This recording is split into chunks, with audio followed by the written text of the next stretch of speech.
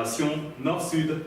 Et là, on dit bailleur de fonds. Bon, bailleur de fonds signifie quelqu'un qui aide ceux qui sont en difficulté. C'est très intéressant. Ça m'a rappelé le petit échange sur l'invitation d'Africa 24 que j'ai eu il y a 3 jours. On a parlé un peu du franc CFA. Donc, on dit bailleur de fonds. On va un peu résumer. Il y a un principe extraordinaire de notre monnaie en Afrique francophone.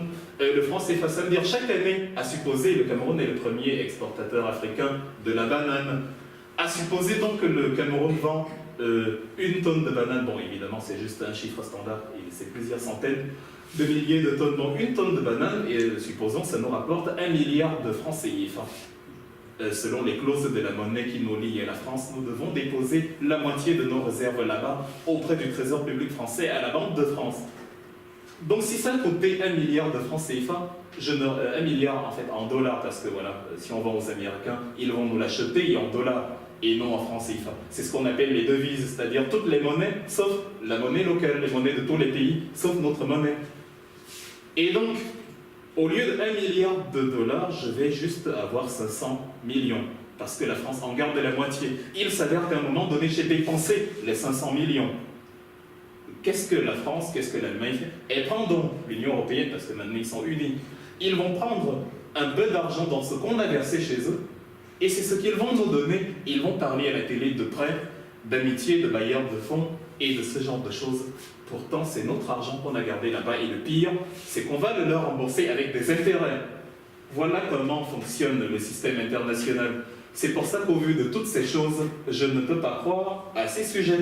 Et ce qui fait un peu mal, c'est que parmi nous, dans notre pays, dans notre continent, ce ne sont pas les plus idiots qui soutiennent ce genre de théorie. Au contraire, ce sont nos ministres de l'économie, nos intellectuels, nos banquiers, nos grands. C'est pour ça que le professeur Kovi Gomez appelle ce que nous appelons diplômes des certificats d'aliénation académique. Parce que celui qui nous a colonisés a créé pour lui son unité de mesure d'intelligence. Et nous, sans réfléchir, on s'est arrimé à ça. Du coup, au Cameroun, en Côte d'Ivoire et ailleurs, quand quelqu'un n'a pas le doctorat ou la maîtrise, celui qui a le doctorat et la maîtrise se croit de facto plus intelligent que lui. Ça veut dire l'esclave n'a même pas voulu, l'esclave ne veut toujours pas sortir de la colonisation, puisque celui qui l'a fouetté pendant 400 ans a dit « voici comment je considère l'intelligence ».